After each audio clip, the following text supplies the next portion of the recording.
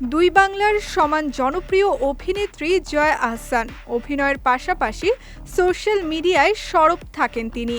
সেখানে নিয়মিতই ভক্তদের চমকে দেন নিজের নতুন নতুন ছবিতে। যে পোশাকেই ধরা দেন দ্যুতি ছড়িয়ে দেন অনায়াসে। তবে শাড়িতে তার আবেদন যেন আলাদা, এবারও যেন তার ব্যতিক্রম ঘটল না। ১৩ অক্টোবর ৭ সকালে নিজের সোশ্যাল হ্যান্ডেলে একটি ছবি পোস্ট করেন জয়া, আর তাতেই মুগ্ধতার ঢেউয়ে ভাসছে তার সকল অনুরাগী। নিজেকে ধরা দিলেন রঙিন ফুলের বাগানে, সঙ্গে এক মিষ্টি হাসির ছড়া। পরনে রঙিন শাড়িতে জয়াকে লাগলো নজর কাড়া।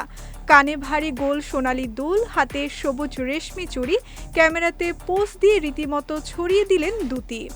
যে কোনো ছবি যে টিকিট কেটে নিজের পয়সা খরচ করে দর্শক এসে সিনেমা হলে দেখতে যায়, সেটাই তো আসলে আমি ভাবতে পারি না। আমি দেখুন সাধারণ একজন শিল্পী বা সংস্কৃতি কর্মী। ছবিটি পোস্ট করে জয়া আহসান ক্যাপশন লিখলেন কবিতার ছন্দে।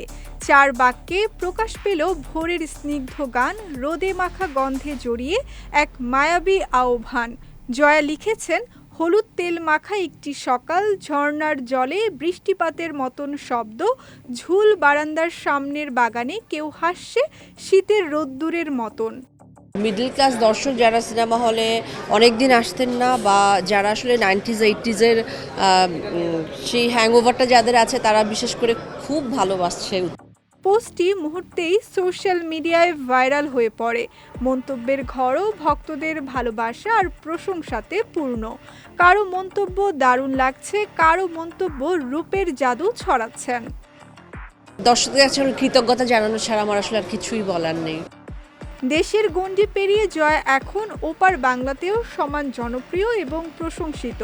অভিনয় যেমন তিনি এক শিল্পের গান, দর্শকের কাছেও এক প্রিয় নাম। তবে শুধু পর্দায় নন, ফ্যাশনের মঞ্চেও তার রাজত্ব অবিরাম।